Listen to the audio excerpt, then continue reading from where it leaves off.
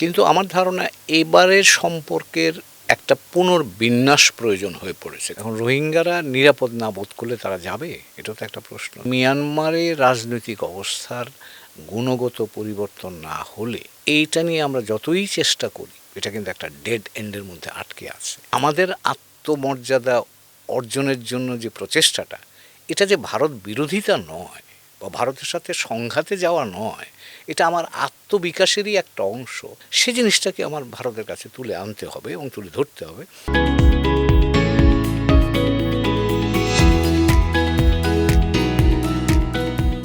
বণিক বার্তার নিয়মিত পডকাস্ট আয়োজন অষ্টপ্রহরে আপনাদের সবাইকে স্বাগত জানাচ্ছি। আমি মোহাম্মদ সাইফুল ইসলাম। আজ আমরা কথা বলবো দক্ষিণ এশিয়ার ভূরাজনীতিতে আসন্ন নির্বাচনের প্রভাব প্রসঙ্গে। আমাদের সঙ্গে আছেন সাবেক রাষ্ট্রদূত এবং ভূরাজনৈতিক বিশ্লেষক জনাব এম হুমায়ুন কবির। আপনাকে স্বাগতম। স্যার, আপনার কাছে আমার প্রথম প্রশ্ন, দক্ষিণ এশিয়ার বর্তমান ভূরাজনৈতিক বাস্তবতায় আসন্ন নির্বাচনের গুরুত্ব কতটা? বেশ গুরুত্ব আছে। প্রথম গুরুত্বের জায়গাটা হচ্ছে যে বাংলাদেশ তো দক্ষিণ এশিয়ার, যদি আপনি জনসংখ্যার দিক থেকে বলেন, তাহলে তৃতীয় বৃহত্তম রাষ্ট্র জনসংখ্যার ভিত্তিতে, ভারত, পাকিস্তান, তারপরে বাংলাদেশ। আর আরেকটা যেটা হচ্ছে যে আমাদের অবস্থানগত কারণে আমরা কিন্তু দক্ষিণ এশিয়া এবং দক্ষিণ পূর্ব এশিয়াকে কানেক্ট করছি। তো কাজেই এই দক্ষিণ এশিয়ায় এবং গত যদি আপনি 15 বছর 20 বছর ধরে দেখেন, বা আরেকটু বেশি সময় 25 বছর ধরে বলবো, এই দক্ষিণ এশিয়ার যে গ্রোথ এলাকা, যে এলাকাটা অর্থনৈতিকভাবে বর্ধিষ্ণু এলাকা, সেটা কিন্তু এই বাংলাদেশকে কেন্দ্র করে ভারত এবং বাংলাদেশের এই অঞ্চলটাই ছিল। তো কাজে সেই ক্ষেত্রে দক্ষিণ এশিয়ায় বাংলাদেশের আগামী নির্বাচন কেমনভাবে সম্পন্ন হবে, তার একটা গুরুত্বপূর্ণ প্রভাব কিন্তু থাকবে। আর এখানে আরও একটা জিনিস আমি বলতে চাই, সেটা হচ্ছে যে ধরেন জুলাই 24 উত্তর বাংলাদেশের ভেতরে কিন্তু অনেক আমাদের পরিবর্তন এসছে। মানুষ এখন নতুন করে স্বপ্ন দেখছে, নতুন প্রত্যাশা তাদের তৈরি হয়েছে। এবং আপনি লক্ষ্য করবেন যে বাংলাদেশের এখন যেসব রাজনৈতিক দল নির্বাচনে অংশগ্রহণ করছে এবং তার বাইরেও যে জনগোষ্ঠী আছে, তারা সকলেই কিন্তু বেশ দৃঢ়তার সাথে আমাদের আত্মমর্যাদা নিয়ে দাঁড়ানো, সমতার ভিত্তিতে সম্পর্ক, এই বিষয়গুলো নিয়ে কিন্তু জোরালোভাবে বক্তব্য দিচ্ছে। তার অর্থ হচ্ছে আমাদের অভ্যন্তরীণ যে পরিবর্তন হয়েছে, এই অভ্যন্তরীণ পরিবর্তনটাও কিন্তু এই অন্যান্য যে দেশগুলো, আমাদের প্রতিবেশী দেশগুলো আছে, বা মোটা দাগে দক্ষিণ এশীয় অঞ্চলে আমাদের যে সম্পর্ক বিভিন্ন দেশের সাথে, সেই সম্পর্কগুলোকে কিন্তু পুনর্বিন্যস্ত করবে। আমি দৃষ্টান্ত যদি দিই, ভারতের সাথে আমাদের যে সম্পর্কটা ছিল, ধরেন আমরা 54 বছর ধরে স্বাধীনতার পর থেকেই তো ভারতের সাথে আমাদের সম্পর্ক আছে, ওঠানামা আছে। কিন্তু আমার ধারণা এবারের সম্পর্কের একটা পুনর্বিন্যাস প্রয়োজন হয়ে পড়েছে। কারণ বাংলাদেশের জনগণ এতদিন ধরে ভারতের সাথে যেভাবে আমাদের সম্পর্ক আছে, তারা চাচ্ছে এই সম্পর্কটা সেইভাবে না হয়ে আত্মমর্যাদার ভিত্তিতে হোক, সমতার ভিত্তিতে হোক, বলিষ্ঠতার ভিত্তিতে হোক। তো কাজেই আমার ধারণা যে এই নির্বাচনের মধ্য দিয়ে যে দলই ক্ষমতায় আসুক, বা যে দলের সমন্বিত অবস্থাও যদি হয়, তাহলে আমার ধারণা এই দক্ষিণ এশীয় অঞ্চলের সাথে আমাদের সম্পর্কটা পুনর্বিন্যস্ত হবে। এবং এই পুনর্বিন্যাসের মধ্য দিয়ে কিন্তু দক্ষিণ এশিয়ার ভূরাজনীতির উপরও এক ধরনের প্রভাব আসবে। যেমন আমরা যদি স্বাধীনভাবে চিন্তা করি, ভারতের সাথে আমাদের সম্পর্ক রিসেট হবে, পাকিস্তানের সাথে আমাদের সম্পর্ক যেরকম ছিল সেই জায়গা থেকে স্বাভাবিক জায়গায় ফেরত আসছে। আমরা বঙ্গোপসাগর এবং ভারত মহাসাগরে এই অঞ্চলে আমাদের যে ভূমিকা, সেটাতে আমরা আরেকটু বলিষ্ঠভাবে যেতে চাই। চীনের সাথে সম্পর্ক আমরা স্বাভাবিক যে চলমান আছে সেটা চালিয়ে যেতে চাই। মার্কিন যুক্তরাষ্ট্রের সাথেও ধরেন ইন্ডো প্যাসিফিক স্ট্র্যাটেজি নিয়ে তাদের যে বৃহত্তর পরিসরের যে তাদের চিন্তা বা কার্যক্রম আছে, সেগুলোর সাথে কিন্তু আমরা এখন আগের চাইতে একটু ভিন্নভাবে সংযুক্ত হতে আগ্রহী। তো কাজেই আমরা যদি দেখি এই ভূরাজনৈতিক বাতাবরণটা, তাহলে এই নির্বাচনটা কিন্তু একটা বার্তা মানুষের কাছে দেবে, আমাদের যারা প্রতিবেশী আছে তাদের কাছে দেবে, যারা আমাদের উন্নয়ন সহযোগ আছে তাদের সকলের কাছে দেবে। তো সেই জন্যই এটা খুব গুরুত্বপূর্ণ। এবং আমি যেহেতু মাঠ পর্যায়ে কাজ করি, আমার ধারণা এবার বাংলাদেশের জনগণ আমার কাছে যেটা মনে হয়, এটাকে আমরা একটা টার্নিং পয়েন্ট হিসাবে দেখতে পারি নির্বাচনটা। যদিও এখন অনেকেই সন্দেহ করেন যে শান্তিপূর্ণ হবে কি না, বা বিভিন্ন ধরনের প্রশ্ন এখন আছে। মানুষ কিন্তু, আমি মাঠে ময়দানে মানুষকে কিন্তু খুব উচ্ছ্বসিত দেখেছি। তারা নির্বাচনে তাদের ভোটাধিকার প্রয়োগ করতে চান, বিশেষ করে তরুণ প্রজন্ম তো একেবারে উদ্গ্রীব হয়ে আছে। অন্যান্য যারা আছেন সিটিজেন্সরা বা আমাদের নাগরিকবৃন্দ, তারাও কিন্তু সে চাচ্ছেন। তো কাজেই এই নির্বাচন এবং তার পরবর্তীতে যে নির্বাচনের প্রভাব, তার একটা গুরুত্বপূর্ণ জায়গা হবে, আমি যদি বলি, সেটা হচ্ছে আমাদের ভূ রাজনৈতিক ব্যবস্থাপনার উপরে। কিছুদিন আগে যে নেপালে হচ্ছে গণ অভ্যুত্থান হলো, তারও আগে বাংলাদেশ, শ্রীলঙ্কা গণ অভ্যুত্থান হলো। এই যে পরপর কয়েকটি গণ অভ্যুত্থানে এই দক্ষিণ এশিয়ায় যে জিওপলিটিক্যাল শিফটটা ঘটে গেছে স্যার, এটা কীভাবে? এটাকে আমি দুইভাবে দেখব। আমি যদি শ্রীলঙ্কার দিকে দেখি, তাহলে শ্রীলঙ্কাকে আপনি দেখবেন, শ্রীলঙ্কা একটু বাঁয়ে ঝুঁকেছে। অর্থাৎ মানুষের কল্যাণের জন্যে অর্থনীতিকে কাজে লাগানো, রাষ্ট্রের কাঠামোকে কাজে লাগানো, সেই দিকে কিন্তু মানুষের প্রবণতা, বা মানুষ ভোট দিয়েছে। যিনি এখনকার শ্রীলঙ্কার রাষ্ট্রপতি, তিনিও কিন্তু এক সময় জেভিপি দল করতেন, বামপন্থী দল। তা কাজে এখানে একটা বাম যাত্রা আমরা লক্ষ্য করছি। নেপালে নির্বাচন হবে 5 তারিখে মার্চ মাসের, সেখানেও কিন্তু একটা বাম যাত্রাই থাকবে। তার কারণ এটা বলে রাখা ভালো যে নেপালে কিন্তু ডানপন্থী দল বলে কোনো দল নাই। সে অর্থে আমি যদি রাজনৈতিক দলগুলোকে বিভাজন করি ডান এবং বাম মোটা দাগে, তাহলে বেশিরভাগ রাজনৈতিক দল, এমনকি নেপালি কংগ্রেস, সেটাও কিন্তু লেফট, সেন্টার লেফট পার্টি। আর বাকিগুলো তো ইউএমএল যদি বলেন, আপনি মাওয়িস্ট সেন্টার বলেন, সবগুলো কিন্তু বাম রাজনীতির ধারক। বাংলাদেশে যদি আসেন, কিন্তু এবার মজার ব্যাপার আমরা দেখতে পাচ্ছি, বাংলাদেশে কিন্তু সেন্টার রাইট পলিটিক্সটা এখন ডমিনেন্ট হবে। তো কাজেই এখানে দক্ষিণ এশিয়াতে আমরা দুই ধরনের মেরুকরণ দেখছি। একটা দেখছি বাম, কিছুটা left centre, left of the centre.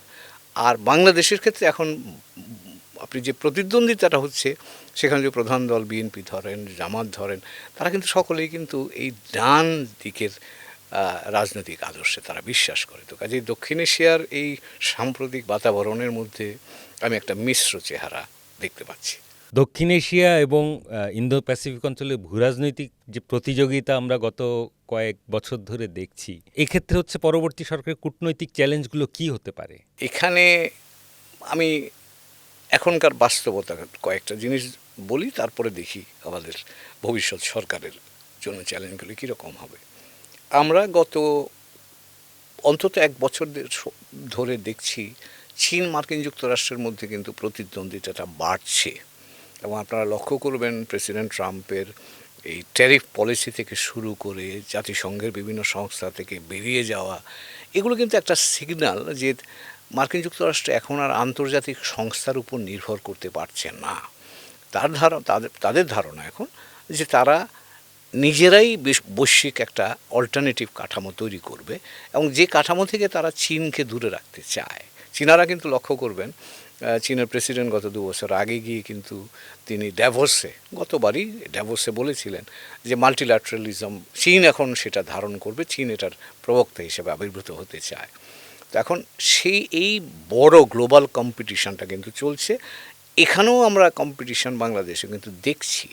মার্কিন রাষ্ট্রদূত মহোদয় যিনি এসছেন নতুন, তিনি কিন্তু তার হিয়ারিংয়ে বলেছিলেন যে তার একটা কাজ হবে, বাংলাদেশ যাতে চীনের কাছে বেশি ঘেঁষে না যায়। এবং ঢাকায় এসেও কিন্তু তিনি সে কথা বলেছেন, চীনারও তার প্রতিবাদ করেছে।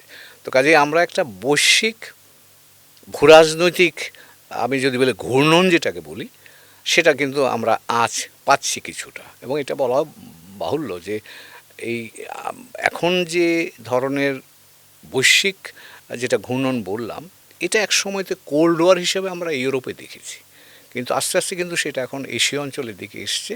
এবং এই অঞ্চলে আমরা যেহেতু এশীয় অঞ্চলের মানুষ, কাজে আমাদের গায়ে কিন্তু একেবারে সরাসরি এসে আঁচটা লাগছে।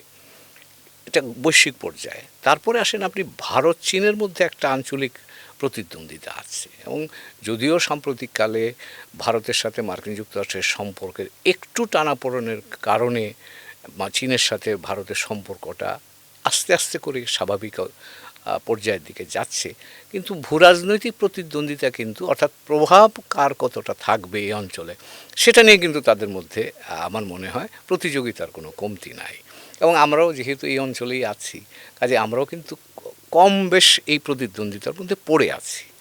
এখন আসবে আমি যদি আসি, আমাদের ভবিষ্যৎ সরকার যারা আসবেন, এখন এখানে তাদের জন্য যেটা চ্যালেঞ্জ হবে যে আমার অর্থনীতিকে চাঙ্গা করা, এটা একটা বড় প্রাথমিক কাজ হবে নতুন সরকারের জন্য।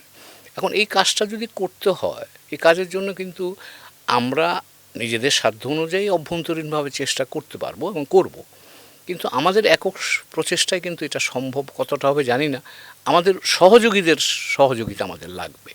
এবং সেখানে ধরেন 1 নম্বর ইস্যু যেটা আসবে নতুন সরকারের জন্য, এই যে তরুণ প্রজন্ম মাঠে নেমে গণ আন্দোলনের মধ্য দিয়ে সরকার পরিবর্তন করলো, ব্যবস্থার পরিবর্তনের প্রচেষ্টা এখনও অব্যাহত রাখছে, তাদের কিন্তু একটা বড় চাহিদা থাকবে কর্মসংস্থান। আপনি কর্মসংস্থান কিভাবে করবেন যদি বিনিয়োগ না বাড়ে? সেই বিনিয়োগ অভ্যন্তরীণ এবং বাইরের দুটো বিনিয়োগই কিন্তু আপনার লাগবে। তো কাজেই সেখানে আমার বাইরের বন্ধুরা আমাদের সহায়ক হিসাবে আসতে হবে। সেখানে আপনি যদি পাশাপাশি পরিকাঠামো তৈরি করতে চান, সেটা ডিজিটাল পরিকাঠামো বলেন বা আপনি ভৌত পরিকাঠামো বলেন, সেখানে তো আপনার সহযোগী হিসাবে চীন আপনাকে সহায়তা করছে, আমাদের এখানে করে আসছে অনেক কাল ধরে। আমার ধারণা এখনও চীনারাই একমাত্র এই কাঠামো তৈরিতে সহায়তা করে। আপনি এখানে এখন যদি বলেন যে আমার জনশক্তিকে দক্ষ করতে হবে, সেখানেও চীনারা ভূমিকা পালন করতে পারে, কিন্তু পাশ্চাত্য বন্ধুদের কাছ থেকেও আমরা সহায়তা পেতে পারি। আপনি যদি বলেন যে আমার এখন ওয়ার্ল্ড ব্যাংক, IMF-এর কাছ থেকে, ADB-র কাছ থেকে আমার সহায়তা লাগবে, বাই দ্য ওয়ে বলে রাখা ভালো, আমাদের সবচাইতে বড় আমরা ঋণ তো নেই ওয়ার্ল্ড ব্যাংকের কাছ থেকে। কাজে আমার এই অর্থনীতিকে চালু রাখতে গেলে আমার তাদের সাথে কাজ করতে হবে। তো একদিকে আমার পরিকাঠামোর জন্যে, আমার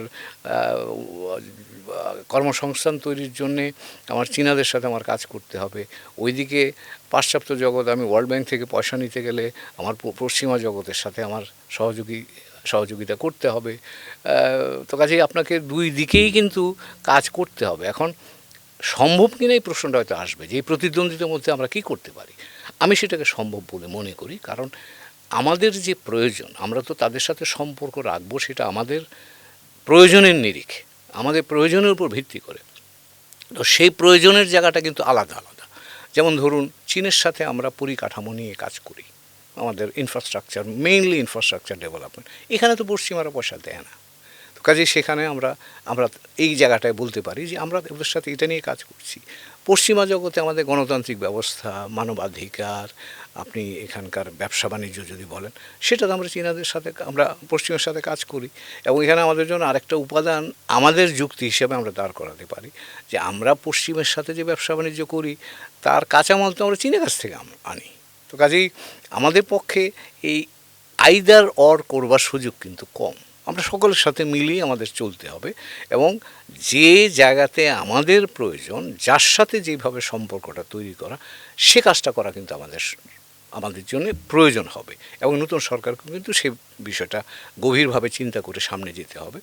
এখন প্রশ্ন হচ্ছে যে এই কাজটা করতে গেলে আমার কী দক্ষতাটা দরকার। আমার কাছে যেটা মনে হয় সেটা হচ্ছে যে আমরা জানি একটা প্রতিদ্বন্দ্বিতার মধ্যে আমরা পড়ে আছি। কাজে এই প্রতিদ্বন্দ্বিতাটাকে আমার স্বার্থকে সংরক্ষণ করে এই প্রতিদ্বন্দ্বিতার মধ্যে আমার নিজের স্পেস তৈরি করা, এই কাজটা করতে গেলে আপনাকে কূটনৈতিক দক্ষতার প্রয়োজন হবে। এবং সেই জায়গাটায় আমার ধারণা, আমরা যেহেতু এই ধরনের অবস্থার সাথে পরিচিত ছিলাম না, এখন এটা আমাদের নতুন অভিজ্ঞতা। এই নতুন অভিজ্ঞতার আলোকে আমি মনে করি যে আমাদের কূটনৈতিক পারদর্শিতার জায়গাটাতে বিশেষভাবে মনোযোগ দিতে হবে। তাহলে এই এখন যে প্রতিদ্বন্দ্বিতা আছে সেই প্রতিদ্বন্দ্বিতাটাকে আমার স্বার্থের আলোকে আমি ম্যানেজ করতে পারবো। এটাকে আমি দূরীভূত করতে পারবো সেটা পারবো না, কারণ এটা তো আমার সক্ষমতারও বাইরে। তো কাজে এই প্রতিদ্বন্দ্বিতা থাকবে, এটাকে আমার স্বার্থের পক্ষে ব্যবহার করা বা কাজে লাগানো, সে কাজটা আমার প্রয়োজন হবে। এবং সেখানে আমি মনে করি যে আমাদের কূটনৈতিক দক্ষতার একটা খুব বড় প্রয়োজন, এবং সেটা স্বাভাবিক। আমরা যে পর্যায়ে যেভাবে কূটনীতি এতদিন করেছি তার সাথে ভিন্ন প্রকৃতির হতে হবে, কারণ আমাকে, ভারত আমার নিকট প্রতিবেশী, তাকে আমার ম্যানেজ করতেই হবে। এখানে একটা পারস্পরিকতা আছে, আমার নিরাপত্তা আছে, ব্যবসা বাণিজ্য আছে, মানুষের যোগাযোগ আছে। কাজে এখানে আমরা জানি বাংলাদেশের মানুষ প্রত্যাশা একটু ভিন্ন। আমরা জানি মানুষ আত্মমর্যাদা নিয়ে ভারতের সাথে কাজ করতে আগ্রহী, সেখানেও আপনাকে এখন আপনার কূটনৈতিক ধরনটা রুটিন কূটনীতি নয়, এখানে আপনাকে ভারতের সাথে আপনার স্বার্থ সংরক্ষণ করে তার সাথে একটা নিউ মোডাস অপারেন্ডাই যেটাকে বলি সেটা করতে হবে। ভারতের সাথে আপনি কাজ করতে গেলে চীন নারাজ হবে, চীনের সাথে তখন আপনাকে এই আমার স্বার্থের আলোকেই আরেকটা মোডাস অপারেন্ডাই তৈরি করতে হবে। চীনের সাথে কাজ করতে গেলে মার্কিন যুক্তরাষ্ট্র নারাজ হবে, তো আপনি তার সাথে কী করুন, আরেকটা মোডাস অপারেন্ডে আপনাকে তৈরি করতে হবে।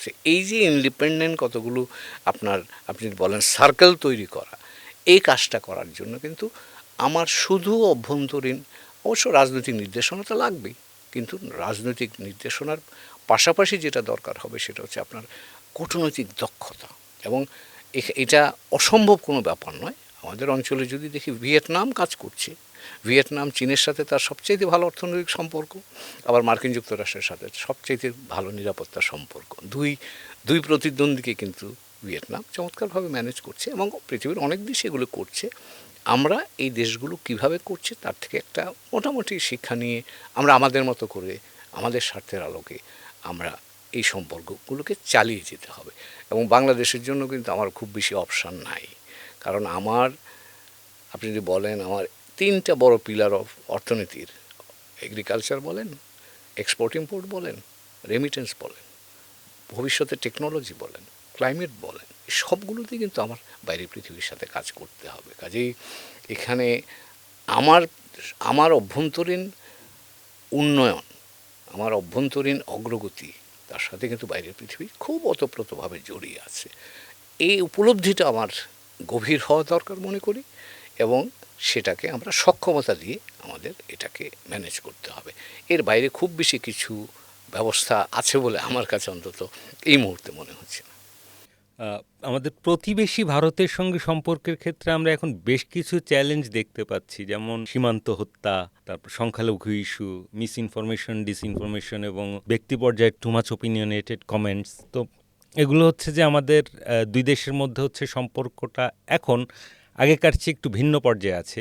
এর মধ্যেই আবার আমরা আরেকটা বাস্তবতার মধ্যে এসে পড়ছি যে আমাদের অভিন্ন নদীর পানি বন্টন নিয়ে 1996-এ আমাদের যে গঙ্গার পানি বন্টন চুক্তি হয়েছিল সেটার মেয়াদ বছর শেষ হচ্ছে, বা অন্যান্য অভিন্ন নদীর পানি বন্টন নিয়েও আমাদের মধ্যে অনেক ইস্যুজ আছে। তো আমার প্রশ্ন হচ্ছে, এই কনটেক্সটে আমরা এই আমাদের পানি বন্টন থেকে শুরু করে দুই দেশের মধ্যে পারস্পরিক সম্মানজনক এবং মর্যাদাপূর্ণ সম্পর্ক তৈরি করার ক্ষেত্রে পরবর্তী যে সরকার ক্ষমতায় আসবে তার কূটনৈতিক অগ্রাধিকারগুলো কি হতে পারে? পানি নিয়ে ইতিমধ্যেই 1-2 রাউন্ড টেকনিক্যাল পর্যায়ে আলাপ আলোচনা হয়েছে, এবং এটা যদি ডিসেম্বর মাসে শেষ হবে তার অর্থ হচ্ছে আমাদের সামনে খুব বেশি সময় নাই। আপনাকে এখনই এতে যুক্ত হতে হবে, নেগোসিয়েশনে নামতে হবে, এবং এটা মনে করতে হবে যে সাম্প্রতিককালে দক্ষিণ এশিয়াতে পানি ব্যবস্থাপনা নিয়ে যেই ধরনের মানসিকতা দেখছি আমরা, সেটা কিন্তু মাথায় আমার রাখতে হবে, এবং রেখে আমার জাতীয় স্বার্থের আলোকে আমার পক্ষে যতখানি যাওয়া যায় সেটুকুর জন্য সচেষ্ট আমার থাকতে হবে। এটা তো 1 নাম্বার। 2 নাম্বার যেটা আপনি বললেন যে আমার ধারণা এখানে একটা বিশ্বাসের ঘাটতি হয়ে আছে। আমি অন্যান্য বিষয়গুলোতে আসব। ভারত বাংলাদেশ সম্পর্কে জুলাই 24 আন্দোলনের পরে ভারত এবং ভারতে বিশেষ করে আমি বলবো, তারা বাংলাদেশের উপর এক ধরনের আস্থাহীনতায় ভুগছে, এবং সেই জায়গায় যে আমরা আমাদের আত্মমর্যাদা অর্জনের জন্য যে প্রচেষ্টাটা, এটা যে ভারত বিরোধিতা নয় বা ভারতের সাথে সংঘাতে যাওয়া নয়, এটা আমার আত্মবিকাশেরই একটা অংশ, সেই জিনিসটাকে আমার ভারতের কাছে তুলে আনতে হবে এবং তুলে ধরতে হবে, এবং সেই ভিত্তিতে একটা নতুন রিলেশনশিপ অফ ট্রাস্ট, একটা আস্থার জায়গা তৈরি করতে হবে। সেটা আমার ধারণা কূটনৈতিক পর্যায়ে আমরা কাজ করতে পারি, কিন্তু এটা রাজনৈতিক পর্যায়ে এই আস্থাটা তৈরি হতে হবে, এবং সেটা আমার আত্মমর্যাদা, আমি বলবো যে কোনো ধরনের স্যাক্রিফাইস না করেও কিন্তু আমার পক্ষে করা সম্ভব বলে আমি মনে করি। এবং সেটা যদি আমি করতে পারি তাহলেই ধরেন আপনি এই যে পুশিনের মতো বিষয়গুলো, সীমান্ত হত্যাকাণ্ডের মতো বিষয়গুলো, এই বিষয়গুলো নিয়ে তখন আমি চেষ্টা করতে পারি এটাকে শূন্যের কোঠায় নামিয়ে আনতে, এবং সেই চেষ্টাটা আমি মনে করি যে এখনকার বাস্তবতায় ভারতও এই উপলব্ধিটা করে যে বাংলাদেশকে তার প্রয়োজন, আর আমরাও যেহেতু নিকট প্রতিবেশী আমরা ভারতকে চাই নতুনভাবে। আগে যেভাবে হয়েছে সেই ভাবটা আমরা চাই না, কিন্তু ভারতও প্রতিবেশী, তাকে তো আমি সরিয়ে দিতে পারবো না। কাজেই তার সাথে আমার কাজ করতে হবে, সম্মানজনক ভিত্তিতে আমরা সেই কাজটা করতে চাই। তো কাজেই এখানে একটা রাজনৈতিক বোঝাপড়ার বিষয় আছে, সেটা করতে হবে সরকারকে, আগামী সরকারকে। আরেকটা এই এই বিষয়টার এই ভিত্তিটা ধরে আপনাকে আমাদের বিশেষ যেটা যেটা আপনি বললেন, প্রথমটা হচ্ছে আমার নদীর পানি বন্টন, গঙ্গা নদীর পানি বন্টন চুক্তিটা তো সামনে একেবারে এখন চলমান প্রক্রিয়ার অংশ, সেটার জন্য কাজ করতে হবে। ভারতের সাথে আমার ব্যবসা বাণিজ্য আছে, সেটা যাতে সাবলীল হয়, কারণ আমার ব্যবসা বাণিজ্য কিন্তু ভারত বন্ধ করে দিয়েছে অনেক জায়গাতে, সেটাকে আমার সাবলীল করতে হবে। এবং ধরেন আমরা ভারতের দিক থেকে নিরাপত্তা ইস্যু আছে, সেই ইস্যুটাতে আমরা আমরা আমার ধারণা এই যে গত পরশু দিন যে ইশতেহারগুলি এসছে, তাতে কিন্তু তার একটা ইঙ্গিত পাওয়া যায় যে ভারতের যে কনসার্নগুলো আছে সেগুলোর ব্যাপারে আমরাও সংবেদনশীল। আমরা এমন কোনো কাজে যাব না যেটাতে ভারত অস্বস্তি বোধ করতে পারে। একইভাবে ভারতও আমরা চাইব না ভারতও এমন কোনো কাজ করুক যাতে করে আমি অস্বস্তিতে পড়তে পারি। তো এই ধরনের একটা আমি বলবো যে নূতন সম্পর্কের কাঠামো তৈরি করাটা আমি মনে করি এখন সময়ের দাবি। আমার ধারণা নতুন সরকার আসলে তারা এই বিষয়গুলো নিয়ে গভীরভাবে চিন্তা করবে। বাংলাদেশের ভূরাজনীতি ও পরবর্তী সরকারের কূটনৈতিক অগ্রাধিকারগুলো ট্রাম্প ফ্যাক্টর এবং হচ্ছে যে বিশ্ব ব্যবস্থায় রিসেন্ট যে চেঞ্জগুলো দেখতে পাচ্ছি, মানে কতটা চ্যালেঞ্জ তৈরি করতে পারে? বেশ গভীর, বেশ চ্যালেঞ্জ তৈরি করবে। ইতিমধ্যে ধরুন আপনি আমরা ট্রাম্প প্রশাসনের পক্ষ থেকে তো একটা ট্যারিফ ধাক্কা সামাল দিলাম, আজকে 9 তারিখ, আজকে বোধহয় একটা আপনি চুক্তি স্বাক্ষরিত হবে, এবং সেটা আমাদের জন্য একটা নতুন ধাক্কা এবং অভিজ্ঞতা দুটোই আমি বলবো। এবং এটা আমাদের বুঝতে হবে এই ট্রাম্প প্রশাসনের এই ধরনের উদ্যোগগুলো কিন্তু আমরা এতদিন ধরে যে বিশ্ব কাঠামো, যেটাকে খোলা অর্থনৈতিক কাঠামো হিসেবে মনে করতে পারি, যে কাঠামোর সুবিধাটা আমরা পেয়েছি, এখন সেই কাঠামোটা কিন্তু এখন আপনি বলতে পারেন স্প্লিন্টার্ড হয়ে যাচ্ছে, ফ্র্যাগমেন্টেড হয়ে যাচ্ছে। এখন এই ফ্র্যাগমেন্টেড গ্লোবাল এনভায়রনমেন্টে আমি কীভাবে সারভাইভ করব, এটা কিন্তু আমাদের জন্য একটা নতুন চিন্তার কারণ হয়েছে। তার কারণ ধরেন আমরা দেখতে পাচ্ছি বিভিন্ন দেশ ট্যারিফ, ফর এক্সাম্পল ট্যারিফ একটা ইস্যু, তারপরে মার্কেট অ্যাক্সেস একটা বিষয়, এবং এখানে আরও একটা জিনিস আমাদের জন্য আসবে, সেটা হচ্ছে আমরা তো গ্র্যাজুয়েট করছি, আমরা এই বছরই উন্নয়নশীল দেশে কাতারে যাব, হয়তো 3 বছরের জন্য আমরা একটু রেয়াত পাবো, কিন্তু 3 বছর পরে তো আমাকে ওপেন মার্কেটে অপারেট করতে হবে। তো কাজে সেই জায়গায় আমার নিজের দিক থেকেও তো আমাকে তৈরি করার একটা বিষয় আসবে। আর লাস্ট যেটা বলবো সেটা হচ্ছে যে আমরা মাল্টিল্যাটারাল অ্যারেঞ্জমেন্ট ডাব্লিউটিওর আওতায় কিন্তু আমরা বেনিফিটগুলো পেয়েছিলাম। আপনি যদি লক্ষ্য করেন 2001 সাল থেকে শুরু করে 2000 এখনও পর্যন্ত চীন যখন থেকে ডাব্লিউটিওর সদস্য রাষ্ট্র হয়েছে তারপরে কিন্তু বিশ্ব অর্থনীতির বিকাশটা আমরা লক্ষ্য করেছি, এবং বাংলাদেশের মতো দেশ, বাংলাদেশ, ভারত, আমরা সকলেই এই বিকাশের ইতিবাচক বলতে পারেন সুবিধা আমরা পেয়েছি। এখন ডাব্লিউটিও কিন্তু আমি জানি না এটা কতটা কার্যকর এখন থাকবে, এবং এখন কিন্তু আবার প্লুরিল্যাটারাল অ্যারেঞ্জমেন্ট বলা হয়ে থাকে, অর্থাৎ ডাব্লিউটির সদস্যরাই সকলে মিলে নয়, কিছু কিছু সদস্য মিলে, যেমন ইনভেস্টমেন্ট, তারপরে আদার যেগুলো আছে, যেগুলোর সাথে আমাদেরও স্বার্থ সংশ্লিষ্ট আছে, এই বিষয়গুলোতে কিন্তু তারা আলাদা আলাদা গ্রুপ করে করে কাজ শুরু করেছে। তো বাংলাদেশের জন্য যেটা চ্যালেঞ্জ হবে, আমরা কিন্তু এখনও পর্যন্ত এই প্লুরিল্যাটারাল যে নেগোসিয়েশনগুলো শুরু হচ্ছে তাতে কিন্তু আমরা এখনও ঢুকিনি। তো কাজে এখানে আপনাকে না ঢুকলে আপনি এখান থেকে বাইরে পড়ে যাবেন। এখন ডাব্লিউটিওর ওপর আমাদের যে আস্থা বা আমাদের যে ভরসাটা আছে, সেই ভরসাটা আমরা রাখবো, কিন্তু আমরা এটুকুও বুঝতে হবে যে মার্কিন যুক্তরাষ্ট্র যেভাবে এখন বিশ্ব অর্থনৈতিক ব্যবস্থাটাকে সাজাতে চাচ্ছে, সেখানে তাদের অনুপস্থিতি যদি ঘটে তাহলে সেই ক্ষেত্রে ডাব্লিউটিওর ভবিষ্যৎটা কোথায় যাবে সেটা আমাদের চিন্তা করতে হবে। এবং ডাব্লিউটিও কাঠামোগতভাবে থাকলেও এর কার্যপদ্ধতিতে যে পরিবর্তনগুলো আসছে, সেই পরিবর্তনগুলোর সাথে কিন্তু আমাদের কানেক্টেড হতে হবে। এখনও পর্যন্ত যেমনটা বলছিলাম, অনেকগুলো প্লুরিল্যাটারাল আয়োজন ওখানে হচ্ছে ডাব্লিউটিওর ভেতরেই, আমরা কিন্তু এখনও পর্যন্ত তার কোনোটার সাথে সংশ্লিষ্ট নই। কাজে আমার এখানে ধারণা আগামী সরকারের জন্য এটা চিন্তার বিষয় হবে যে কীভাবে আমরা আমাদের স্বার্থ সংশ্লিষ্ট যে জায়গাগুলো আছে সেখানে কিভাবে আমরা সংযুক্ত হই। ডাব্লিউটিও কাঠামোর মধ্যেই, কিন্তু কার্যপদ্ধতিটা বদলে যাচ্ছে, সেগুলো আমাদের মাথায় রেখে আমাদের সক্রিয় হতে হবে। তো কাজেই আমরা এতদিন ধরে ধরুন আমার ব্যবসা বাণিজ্য যেভাবে করেছি, আমরা যেভাবে বিনিয়োগ পেয়েছি, আমরা এখন ধরুন আপনি আমরা লোনস বা পেয়েছি বা বিভিন্ন দেশের কাছ থেকে, এই সবগুলো কিন্তু পরিবর্তিত হয়ে যাবে। আমরা আগের এই সুবিধাগুলো পাবো না, এবং ইতিমধ্যেই কিন্তু বিভিন্ন দেশ ইঙ্গিত করছে আমাদেরকে যে তোমরা তো এতদিন এভাবে ছিলা, এখন কিন্তু রেসিপ্রোসিটি আসবে। এতদিন তো আমরা ইউনিল্যাটারাল অ্যাডভান্টেজ পেয়েছি, এখন রেসিপ্রোকাল হতে হবে। তো রেসিপ্রোকাল যদি আমরা হতে চাই তাহলে কিন্তু আমার সক্ষমতা তৈরি করতে হবে, এবং এখানে আমার অর্থনীতিতেও ব্যাপক সংস্কার, এবং অর্থনীতিতে আপনি সংস্কার করতে গেলে আপনার গভর্নেন্স সংস্কার করতে হবে। তো কাজেই আগামী দিনের যারাই সরকার গঠন করবে তাদের জন্য কিন্তু এই বাধ্যবাধকতাগুলি তাদেরকে ভিন্নভাবে চিন্তা করতে আমার মনে হয় বাধ্য করবে। পরবর্তী সরকারের এই রোহিঙ্গা সমস্যা সমাধানে কূটনৈতিক অগ্রাধিকারগুলো কি হওয়া উচিত? ধন্যবাদ আপনাকে। ইশতেহারের মধ্যে তো তারা বলেছে, কিন্তু আমার কাছে যেটা বাস্তব অর্থে মনে হয়, মিয়ানমারে ধরেন একটা যুদ্ধ চলমান, একটা নির্বাচন হয়েছে, কিন্তু আমার কাছে মনে হয় নির্বাচনের পরেও কিন্তু যুদ্ধ চলমান থাকছে।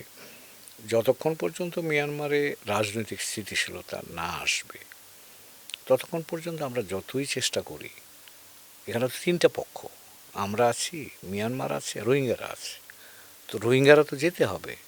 এখন রোহিঙ্গারা নিরাপদ না বোধ করলে তারা যাবে, এটাও তো একটা প্রশ্ন। তো কাজেই এখানে আমাদের এই বাস্তবতাটা উপলব্ধি করে যেটুকু স্পেস আমরা তৈরি করতে পারি, সেটা বাইলেটারাল বলেন, ট্রাইলেটারাল বলেন, আমরা চীনের সাথে কিন্তু কাজ করি, অথবা যদি বলেন আপনি আসিয়ানের থ্রুতে যদি আমরা চাপ প্রয়োগ করতে পারি, সেই জায়গায় আমরা সংযুক্ত হব। জাতিসংঘ আছে, তাদের সাথেও আমরা কাজ করছি, হয়তো সেখানেও আর একটু চাপ বাড়াতে হবে। রোডম্যাপ যদি আপনি বলেন, আমি এই মুহূর্তে কোনো রোডম্যাপ খুঁজে পাচ্ছি না। তার কারণ হলো যে আমরা মিয়ানমারের ভেতরেই তো অবস্থাটা এইরকম যে যেখানে আপনি হুকিন করবেন, এই হুকিনের জায়গাটাও কিন্তু আমরা পাচ্ছি না। তো কাজেই মিয়ানমারের রাজনৈতিক অবস্থার গুণগত পরিবর্তন না হলে এইটা নিয়ে আমরা যতই চেষ্টা করি, এটা কিন্তু একটা ডেড এন্ডের মধ্যে আটকে আছে। তবে যে সরকারই আসুক, তাদেরকে চেষ্টা, আমাদের কূটনৈতিক উদ্যোগ চালিয়ে যেতে হবে, এবং চেষ্টা করতে হবে যে যে কোনো জায়গায় স্পেস যদি আমরা তৈরি করতে পারি, সেই স্পেসটা দিয়ে আমরা এটাকে সমাধানের দিকে যেতে পারি কি না। বাট এই মুহূর্তে বিষয়টা বেশ জটিল। আমার ধারণা মিয়ানমারের অভ্যন্তরীণ অবস্থার পরিবর্তন না হলে এই জটিলতা কাটানোটা খুব সহজ হবে না। বিগত সরকারের আমলে আমরা যেগুলো দেখেছি যে কানেক্টিভিটি এই অঞ্চলে বিনিয়োগের ক্ষেত্রে, বিদেশি বিনিয়োগের ক্ষেত্রে একটা বড় ধরনের বাধা তৈরি করেছিল, এবং কানেক্টিভিটি নিয়ে নানা রকম প্রকল্প আমাদের চলমানও ছিল। এই প্রকল্পগুলো লাভজনক, এগুলো কন্টিনিউ করাটা, এবং এক্ষেত্রে পরবর্তী সরকারের অবস্থানটা কেমন হতে পারে? এখানে দুই স্তরে দেখা যায়। একটা হচ্ছে যখন তাত্ত্বিক স্তরে যদি দেখি, তাহলে আমাদের কানেক্টিভিটির দরকার, কারণ আমরা এমন একটা দেশ, চারদিক থেকেই বলতে পারেন আপনি, তিন দিক মানে চারদিক ভারত আমাদের ঘেরা করে আছে। 200 কিলোমিটার শুধু মিয়ানমার আছে, সেখানেও তো রোহিঙ্গা সমস্যা, কিন্তু কানেক্টিভিটি আমাদের দরকার। এটা আপনি বিভিন্ন স্তরে আমরা এটাকে দেখতে পারি, শুধু ওভারল্যান্ড কানেক্টিভিটি নয়, আমরা মেরিটাইম কানেক্টিভিটিটাও আমাদের একটা আউটলেট হতে পারে। তো কাজেই কানেক্টিভিটি আমাদের প্রয়োজন। এখন যেটা হচ্ছে যে আপনি যে জায়গায় ইঙ্গিত করছিলেন, আমরা ভারতের সাথে কানেক্টিভিটি কিছু নেটওয়ার্ক আমরা তৈরি করেছি, আমার ধারণা সেগুলো পুনর্মূল্যায়ন হতে পারে। অনেকগুলো আমাদের মনে হয়েছে যে জাতীয় স্বার্থের পক্ষে হয়তো এগুলি অনুকূল নয়, সেগুলো আমরা রিভিউ করে আমরা সেটা ভারতকে স্পষ্ট করে বলতে পারি যে তোমার এটাতে আমরা মনে হয় প্রয়োজন নাই, আমরা অন্য যেগুলোতে আছে সেগুলো আলাপ আলোচনা করতে পারি। আমার ধারণা খোলা মনে আলাপ আলোচনা করাটা প্রয়োজন আছে, কারণ আমরা আমরা ভারতের সাথে কাজ করতে চাই, এবং ইনফ্যাক্ট 2010 সাল থেকে কিন্তু বাংলাদেশ, এটা খুব উচ্চারিত হয় না, কিন্তু আমরা কিন্তু থিওরিটিক্যালি একটা ওপেন রিজনালিজম প্রমোট করেছি, যেমন ধরুন আমরা চট্টগ্রাম বন্দর এবং মংলা বন্দর যখন ভারত নেপাল ভুটানের জন্য ওপেন করলাম, তো তার অর্থ হচ্ছে যে আমি আমার বন্দর ওপেন করলাম আমার এই আঞ্চলিক যারা বন্ধুরা আছে তাদের জন্য। মেসেজটা হচ্ছে আমরা অন্যদেরকেও বলছি তোমাদেরটাও তোমরা ওপেন করো, কিন্তু সেটা হয়নি। কারণ আমরা এটাকে খুব মানে খুব আমি বলবো যে যথাযথভাবে এই কনসেপ্টটাকে আমরা প্রচার করতে পারিনি, অথবা এটাকে আমরা আর্টিকুলেট করতে পারিনি যদি আমি বলি। এই ওপেন রিজিওনালিজমটা কিন্তু আমার জন্য খুব প্রয়োজন, কারণ সেটা যদি হয় তাহলে আমি যেমন আমার স্থাপনা খুলব, অন্যরাও কিন্তু বাধ্যবাধকতা থাকবে যে তারাও তাদের স্থাপনা খুলতে হবে, এবং এটা আমার জন্য খুব জরুরি প্রয়োজন। এবং আমি এবার যদি অন্য আরেকটু বিস্তৃত জায়গায় যাই, আমরা ওভারল্যান্ড কানেক্টিভিটি লিমিটেড এটা আমাদের বাস্তবতা। কারণ আমার তিন দিক মানে 3.5 দিক 3.25 দিক ভারত আমাকে আটকে রেখেছে।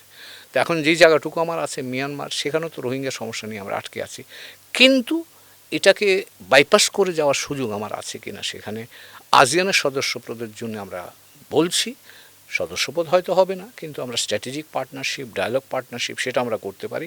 আমার ধারণা প্রায়োরিটি নিয়ে এটাতে কাজ করা দরকার, এবং মিয়ানমারের সাথে এই রোহিঙ্গা ইস্যুর পাশাপাশি কোনো ধরনের আমার ওভারল্যান্ড বা মেরিটাইম কানেক্টিভিটি তৈরি করা যায় কি না সেটা আমার চেষ্টা করতে হবে। তার কারণ হবে সেটা যদি আমি করতে পারি তাহলে আসিয়ান আমার জন্য ওপেন হয়। আসিয়ান কিন্তু বলে রাখা ভালো, ভারতের অর্থনীতির চাইতেও বড় অর্থনীতি কিন্তু ASEAN. Bharat $4 trillion, ASEAN $4.5 trillion অর্থনীতি। কাজে এটা আমার জন্য কিন্তু আরেকটা নতুন সম্ভাবনার জায়গা আছে, সেটা আমরা করতে পারি। এবং তো কাজেই সেই দিক থেকে আমি মনে করি যে কানেক্টিভিটি আমার প্রয়োজন, এবং কানেক্টিভিটির যত রকমের মিনস আছে এই সবগুলো মিনস আমার এক্সপ্লোর করা উচিত। কারণ তা না হলে আমি কিন্তু আমার যে সম্ভাবনা বা অন্যের সাথে কাজ করে যে সম্ভাবনাকে বিস্তৃত করা, এই জায়গাটা কিন্তু আমরা কাজে লাগাতে পারছি না। তো কাজেই আমার অর্থনীতির সাথে আমি এখান থেকে আমার যে সীমানা আছে তার থেকে বাইরে যদি আমার অস্তিত্বে আমি সক্রিয় হতে চাই, তাহলে কানেক্টিভিটির কোনো বিকল্প নাই। এবং আমার ধারণা এটার জন্যে আমরা একটু বাড়তি কূটনৈতিক উদ্যোগও প্রয়োজন। কারণ দক্ষিণ পূর্ব এশিয়া বা আসিয়ান আমার কাছে এখনও মনে হয় যে আমরা কথায় বলছি, কিন্তু এটাকে প্রায়োরিটির মধ্যে নিয়ে আসতে হবে। কারণ এটাই আমার সবচেয়ে সহজ এবং উপাদেয় একটা বিকল্প বাজার বা বিকল্প একটা সুবিধা হিসাবে আমরা পেতে পারি। চট্টগ্রাম বন্দর নিয়ে এখন যে বিতর্কগুলো হচ্ছে, এটা থেকে ওয়ে আউট কি? কনসালটেশন, আপনাকে আলোচনা করতে হবে। এখানে আপনাদের এই আলোচনায় আসবার আগে কথা বলছিলাম, চট্টগ্রাম আমাকে আমার ভৌগোলিক অবস্থানটাকে একটু দেখতে হবে। কাজেই চট্টগ্রাম বন্দরকে আপনি যদি একটা বড় আন্তর্জাতিক মানের বন্দরে রূপান্তরিত করতে চান, সমুদ্রের দিক থেকে যদি আমি আসি, তাহলে আপনাকে এটা কলম্বো বন্দর বা সিঙ্গাপুর বন্দরের চাইতেও এফিশিয়েন্ট হতে হবে। আমার কথাটা খেয়াল করবেন, কারণ আমরা এই ভারত মহাসাগরের যে মেইন হাইওয়ে বা মেইন লেন, ট্রাফিক লেন, তার থেকে কিন্তু অনেক ভেতরে আছি। কাজে আমার এখানে যদি কোনো জাহাজ ওই মেইন স্ট্রিম থেকে আসতে হয়, সে যদি কলম্বো পোর্ট থেকে বা সিঙ্গাপুর থেকে বেটার সার্ভিস না পায়, সে কেন আসবে? কাজে আমাকে সমুদ্রের দিক থেকে যদি আমি দেখি, বঙ্গোপসাগরের দিক থেকে বা ভারত মহাসাগরের দিক থেকে, তাহলে আমাকে এখানে সুপার এফিশিয়েন্ট হতে হবে। তাইলেই আমার এই বন্দর আকর্ষণ তৈরি করতে পারবে। অথবা অল্টারনেটিভ যেটা হতে পারে সেটা হচ্ছে এই বন্দরটাকে যদি আপনি এবার একটু আমরা যদি ল্যান্ডের দিকে আসি, তাহলে এই বন্দরটাকে আপনি একটা বড় বন্দর হিসাবে রূপান্তরিত করতে পারবেন যদি ভারতের উত্তর পূর্বাঞ্চল এই বন্দর ব্যবহার করে, চীনের দক্ষিণ পশ্চিমাঞ্চল ইউনান প্রভিন্স যেটাকে বলি আমরা, সেটা যদি এই বন্দর ব্যবহার করে, তাহলে আপনার এই বন্দর যথার্থ আন্তর্জাতিক বন্দরের চেহারা পাবে। তো কাজেই আপনাকে এই দুইটা প্রেক্ষাপটকে মাথায় রেখে এখন আপনি এই বন্দরকে কীভাবে কোথায় নিয়ে যেতে চান, সেটার জন্য স্টেক হোল্ডাররা যারা আছে তাদের সাথে আলাপ আলোচনা করতে হবে। এবং সেটা যদি আমরা করতে পারি, আমার ধারণা তাদের যদি বোঝাতে পারি, তাহলে আমার মনে হয় সেই জায়গায় যাওয়া অসম্ভব নয়। গোটা বিশ্ব উন্নয়নশীল দেশগুলো ঋণ দেওয়ার ক্ষেত্রে ইদানিং যে চীন, সৌদি আরবের মতো দেশগুলো সাম্প্রতিক বছরগুলো বেশ প্রমিনেন্ট হয়ে উঠেছে এবং দেখা গেছে যে এদের ঋণের সুদহার, এদের কাছ থেকে নেওয়া ঋণের সুদহার এবং ঋণের শর্তগুলোর রিজিডিটি নিয়ে বেশ শঙ্কা আছে। তা আমার প্রশ্ন হচ্ছে, এসব দেশের সঙ্গে ঋণ চুক্তি বা প্রকল্প সংক্রান্ত চুক্তি করার ক্ষেত্রে পরবর্তী সরকারের কোন কোন জায়গায় সতর্কতা অবলম্বন করা উচিত? প্রতিষ্ঠিত ডোনার যারা আছে, যেমন OECD যদি আমরা বলি, ওএসিডির কতগুলো গাইডলাইন্স আছে, প্রিন্সিপালস আছে, সেটা ওএসিডির সব দেশ মানে। তো কাজে আপনি যখন ওদের কাছ থেকে ঋণ নেন, আপনি এক্স্যাক্টলি জানেন আপনি কী সুদে নিচ্ছেন, কত দিনের জন্য নিচ্ছেন, কীভাবে আপনি রিটার্ন করবেন সেটাকে। এখন এটা সব যারাই ঋণ নেয় তাদের সকলের জন্যই একই ফর্মুলা কাজ করে। নব্য ঋণদাতা যারা আছে তারা কিন্তু আপনার সাথে একরকম করবে, আপনার সাথে বাইল্যাটারালি যেটা তারা সুবিধা হয় সেটা সেইভাবে চুক্তি করবে, আমার সাথে আসলে আমার সাথে যেভাবে তারা পারে সেটা করবে। এতে কোনো স্ট্যান্ডার্ড ওই সেন্সে নাই। এবং না থাকার ফলে যেটা হচ্ছে, আপনি যখন বা আমরা যখন ঋণ নেব তখন আমাকে চিন্তা করতে হবে যে এই ঋণটা আমার কতটা প্রয়োজন এবং আমি বিকল্প কোনো জায়গা থেকে এই ঋণটা নিতে পারি কি না। তাহলে যেটা হবে, আপনি যদি বিকল্পটা থাকে তাহলে আপনি তার সাথে আপনি ইন্টারেস্ট রেট নিয়ে নেগোশিয়েট করতে পারেন, আপনি কি বলা যায় সময় নিয়ে বা টার্মস অ্যান্ড কন্ডিশনস আদার যেগুলো আছে সেগুলো নিয়ে আপনি তার সাথে নেগোশিয়েট করতে পারেন। তো সেই জায়গায় আমার একটু বাড়তি অভ্যন্তরীণ গবেষণাটা প্রয়োজন।